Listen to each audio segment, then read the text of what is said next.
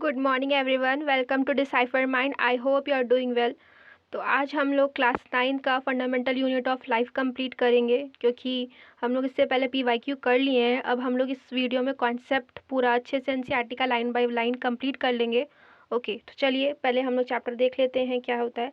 Chapter का name है the fundamental unit of life. तो पहले अंडर फंडामेंटल मीन्स होता है सबसे बेसिक या एसेंशियल, जिसके बिना काम ना चल सके, या आधारभूत भी कह सकते हैं। तो फंडामेंटल यूनिट मतलब क्या होता है कि सिंगल थिंग जो अपने आप में ही कंप्लीट है, हालांकि ये किसी का पार्ट भी हो सकती है। जैसे कि अगर मैं बताऊं आपको, जो ब्रिक है जिससे हाउस बना होता है, हाउस किससे बना होता है? ब्रिक। ब्रिक यहाँ पे क्या एक होती है, वो यूनिट की तरह काम करती है। किसकी तरह? एक यूनिट की तरह, जो अपने आप में तो खुद कंप्लीट है, लेकिन ये हिस्सा है किसका? हाउस का। तो जैसे ही ब्रिक एक यूनिट है हाउस की, स्मॉलेस्ट यूनिट, वैसे ही जो लिविंग ऑर्गेनिज्म है उसकी स्मॉलेस्ट यूनिट क्या है? सेल है। अगर मैं कंपेयर करूं तो यहाँ जो हाउस में जो ब्रिक होता है वो सेल की तरह एक्ट करता है, और वॉल जो है, जो पूरा कंप्लीट ग्रुप ऑफ सेल बन गए हैं, उसे क्या कहते हैं? टिश्यू। जो वॉल बना है वो ब्रिक से बना है, तो यहाँ वॉल किसकी तरह एक्ट करेगा? टिश्यू की तरह। और फिर वॉल जब कंबाइन हो जाएंगे तो एक रूम तैयार हो जाएगा, और सारे ग्रुप ऑफ टिश्यू जब ऑर्गेनाइज हो जाएंगे तो क्या बन जाएगा? ऑर्गन बन जाएगा। फिर रूम, रूम किसकी तरह एक्ट करेगा? ऑर्गन की तरह। और हाउस ऑर्गेनिज्म की तरह। ओके, चलिए, तो स्मॉलेस्ट यूनिट क्या हुई लिविंग ऑर्गेनिज्म की? सेल, जैसे कि क्वेश्चन आ चुका है एग्जाम में। ओके, उसके बाद क्वेश्चन आता है कि व्हाट इज सेल? सेल होता क्या है, और इसका नेम कहाँ से डिराइव हुआ, और हु डिस्कवर सेल?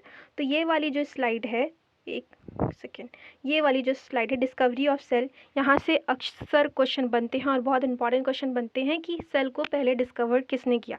तो रॉबर्ट हुक ने किया, और ईयर 1665 में। आजकल जो क्वेश्चन बन रहे हैं वो ईयर पे भी क्वेश्चन बनते हैं, ऑप्शन दिया रहता है और हम लोग को अरेंज करना रहता है ABCD करके। तो जो रॉबर्ट हुक है उन्होंने पहली बार सेल को डिस्कवर किया, और इनके पास अपना खुद का सेल्फ डिज़ाइन माइक्रोस्कोप था। अभी तो बहुत एडवांस माइक्रोस्कोप आ गया है, लेकिन इन्होंने अपना सेल्फ डिज़ाइन माइक्रोस्कोप से ही सेल को डिस्कवर किया था। और किस पे किया था? तो वो है स्लाइस ऑफ कॉर्क। ये क्वेश्चन भी पूछता है। अब क्वेश्चन आता है कि कॉर्क क्या होता है? तो cork is a substance which comes from the bark of tree. ये जो बार्क है, जो छाल होती है पेड़ का, उसी से हमें कॉर्क मिलता है। तो जब ये कॉर्क को देखे तो कॉर्क इसकी तरह रिसेंबल कर रही थी हनी कॉम की तरह, और रॉबर्ट हुक इसी बॉक्स को क्या कह दिए? सेल। सेल एक लैटिन वर्ड से डिराइव हुआ है, लैटिन वर्ड से, जिसका मीन्स होता है little room. Little room. Okay, चलिए, ये स्लाइड बहुत इंपॉर्टेंट है, तो यहाँ से क्वेश्चन बहुत बार क्वेश्चन पूछ लेता है। तो जो सेल है वो सेल बना किससे है? सेल बना है डिफरेंट सेल ऑर्गेनल से। जब सेल कंबाइन होते हैं तो टिश्यू बनता है। ग्रुप ऑफ सेल क्या कहलाता है? टिश्यू। टिश्यू जब कंबाइन होते हैं तो ऑर्गन बनाता है, ऑर्गन फिर कंबाइन होता है ऑर्गन सिस्टम, फिर एक कंप्लीट ऑर्गेनिज्म बनता है। तो अब हम लोग देखेंगे कि what are living organism is made up of. तो लिविंग ऑर्गेनिज्म किसके बने हैं? सेल के बने हैं। ओके, अब ये स्ट्रक्चर है क्या? जो सेल है उसका स्ट्रक्चर कैसा है? अगर आप ओनियन बल्ब देखेंगे, जैसे आप देख रहे हैं यहाँ छोटा ओनियन है, कुछ बड़े ओनियन है, कुछ छोटे ओनियन है। जब आप इसे इलेक्ट्रॉन माइक्रोस्कोप में देखेंगे तो क्या इससे कोई फ़र्क नहीं पड़ता है कि छोटा है कि बड़ा है। आप जब इलेक्ट्रॉन माइक्रोस्कोप में देखेंगे तो ये आपको सिमिलर स्ट्रक्चर दिखाएंगे, सिमिलर स्ट्रक्चर दिखाएंगे, जो कि इस तरह से देखने को मिलेगा। चाहे आप छोटा प्याज लीजिए चाहे बड़ा प्याज लीजिए, इससे कोई फ़र्क नहीं पड़ता। ये सिर्फ ओनियन की ही बात नहीं ये कर रहे हैं, ये पूरा ऑर्गेनिज्म में भी ऐसा होता है। But not only onion but all organism that we observe around are made up of cell. Okay, और ये वाला स्लाइड भी बहुत ज़रूरी है, डिस्कवरी ऑफ सेल से बहुत क्वेश्चन पूछता है। जो रॉबर्ट हुक है उन्होंने 1665 में स्लाइस ऑफ कॉर्क में डिस्कवर किया था सेल को, और वो कैसी सेल थी? डेड थी। ये क्वेश्चन पूछता है कैसी सेल थी? डेड थी। ओके, फिर एंटोन लिवेनहॉक, आप ईयर भी देखते जाइए, ईयर का भी क्वेश्चन बन रहा है आजकल। तो एंटोन लिवेनहॉक कैसी सेल पे डिस्कवर किए थे? फ्री लिविंग सेल, और ये कहाँ थी? पॉन्ड वाटर में। रॉबर्ट ब्राउन क्या डिस्कवर किए थे? न्यूक्लियस। रॉबर्ट ब्राउन 1831 में डिस्कवर किए हैं न्यूक्लियस को। जैसे कि अगर आपको नहीं याद हो रहा है तो ब्राउन में एन आ रहा है, एन में न्यूक्लियस। ओके, पुरकेंजी क्या डिस्कवर किए थे? प्रोटोप्लाज्म। अब प्रोटोप्लाज्म क्या होता है? ये फ्लूइड सब्सटेंस होता है सेल का। Okay, fluid substance. और पी से जैसे पुरकेंजी और पी से प्रोटोप्लाज्म, आप यहाँ से याद कर लीजिएगा। तो ये डिस्कवरी ऑफ सेल बहुत इंपॉर्टेंट है, आप इसे याद करिएगा। अब सेल थ्योरी है, जैसे कि अगर स्टेटमेंट बेस्ड क्वेश्चन बना दिया सेल थ्योरी से, सपोज करिए, तो एक स्टेटमेंट आपको दे देगा कि living organism is made up of cell, फिर दूसरा दे देगा cell is the basic structural functional unit of life. तो आपको दोनों पता होगा तब ना ऑप्शन लगाएंगे। तो आपको एनसीईआरटी पढ़ना ही है लाइन बाय लाइन। ओके, तो सेल थ्योरी कौन दिया था? सेल थ्योरी दिए थे सैलेडन एंड सेवान। सैलेडन क्या थे? बॉटनिस्ट थे, और सेवान क्या थे? जूलॉजिस्ट थे।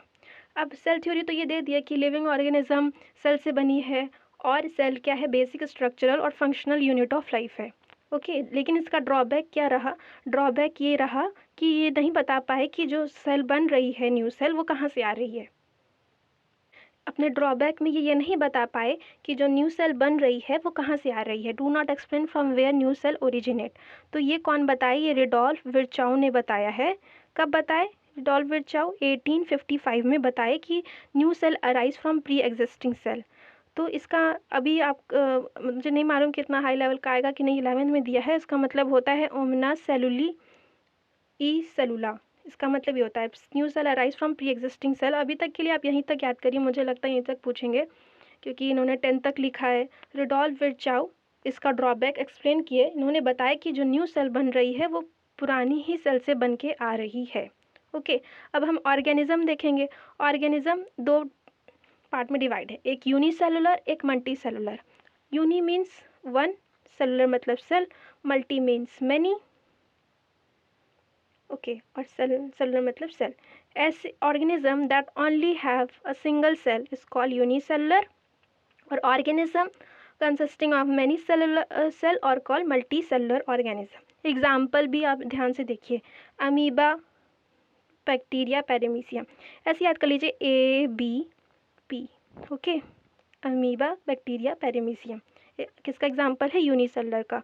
मल्टी में जैसे कि हम लोग मल्टी सेलुलर ऑर्गेनिज्म है, तो एनिमल्स आ जाएंगे और प्लांट्स। ओके, अब क्या, do all cell look alike in terms of shape and size? क्या सारे सेल एक जैसे दिखते हैं शेप और साइज में? तो ऐसा बिल्कुल नहीं है। ये इस पे निर्भर करेगा कि वो कौन सा फंक्शन परफॉर्म कर रहे हैं। Okay, the cell and the shape size of the cell are related to the specific function they perform. जैसे कि जो नर्व सेल है वो क्या करती है? मैसेज पहुँचाने का काम करती है। तो कैसी होती है? लंबी लंबी होती है, लॉन्ग होती है। जो RBC है वो राउंड होती है क्योंकि वो ट्रांसपोर्टेशन का काम करती है। ओके, चलिए, अब how does a living cell perform this basic function? ये कैसे करते हैं? जैसे कि आपको पता है मल्टी सेलुलर ऑर्गेनिज्म जो है वो डिवीजन ऑफ लेबर करते हैं। कोई जैसे कि जो स्टोमक है वो डाइजेस्टिव सिस्टम का काम करता है, लंग्स है वो रिस्पायरेशन का काम करता है, किडनी क्या है?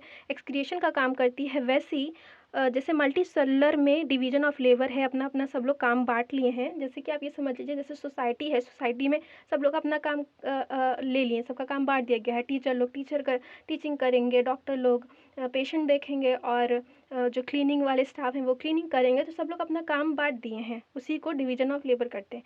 जैसे कि मल्टी सेलुलर ऑर्गेनिज्म में भी डिवीजन ऑफ लेबर है, वैसे ही एक सिंगल सेल जो एक छोटी सेल है, स्मॉलेस्ट सेल है, वो भी उसमें भी डिवीजन ऑफ लेबर देखने को मिलता है।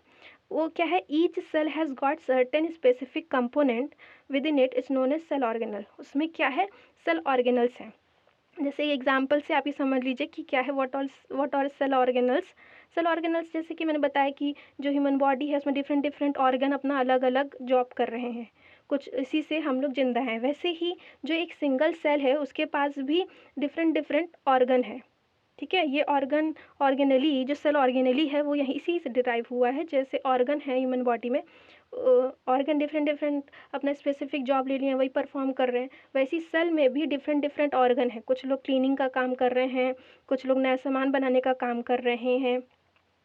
ओके, तो उसमें भी अपना सेल ऑर्गेनल वाले लोग अपना अपना स्पेसिफिक जॉब कर रहे हैं, वही एक सेल को अलाइव किए हुए हैं। इसीलिए जो सेल है उसे क्या कहता है? Basic structural and functional unit of life. क्योंकि वो एक अपना सेल अपना खुद से फंक्शन कर सकता है, इसीलिए इसे basic structural functional unit of life कहते हैं। ओके, तो what are cell organelles? Okay, अब ये समझ लीजिए, each kind of cell organelle perform specific function, जैसे कि मैंने बताया such as making a new material, नया नया सामान बनाना और सफाई करना और बहुत सारे ऐसे काम। तो ये सारे सेल ऑर्गेनल्स से सेल बनी हुई है। ओके, ये सेल ऑर्गेनल्स के बारे में ही दिया है। और यहाँ पे एक इम्पॉर्टेंट पॉइंट ये है कि जो सेल जो भी कोई भी सेल हो, interesting that all cell are found to have the same organelle, सब में सेम ऑर्गेनल होगा, चाहे वो कौन सा, इससे कोई फ़र्क नहीं पड़ता कि वो कौन सा काम करती हैं, कौन से ऑर्गेनिज्म में पाई जाती हैं। ओके, इससे कोई फ़र्क नहीं पड़ता कि वो कौन सा काम करती हैं। तो सेल जो सेल है वो किससे बनी है? सेल ऑर्गेनल से बनी है, और सेल का सारा काम ये सेल ऑर्गेनल कर देती हैं। ओके, अब हम लोग इस वीडियो में, अब इसके आगे में हम लोग सेल ऑर्गेनल देखेंगे। सेल ऑर्गेनल क्या होता है?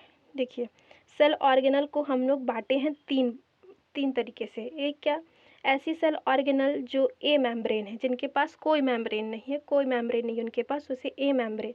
ऐसी सेल ऑर्गेनल जिनके पास एक सिंगल है, एक ही मेम्ब्रेन है, तो उसे क्या कहते हैं? Single membrane. लेकिन कुछ सेल ऑर्गेनल कैसी होती हैं जिनके पास डबल लेयर होता है, उसे क्या कहते हैं? Double membrane. तो अब ये जो है, ये सारे मेम्ब्रेन कौन कौन से ए मेम्ब्रेन है, कौन से सिंगल मेम्ब्रेन है, कौन से डबल मेम्ब्रेन है, सारा क्वेश्चन एग्जाम में आता है। तो ये तो बहुत इंपॉर्टेंट है, आप इसे ज़रूर से ज़रूर याद करिएगा। ओके, ए मेम्ब्रेन में कौन कौन है देख लीजिए।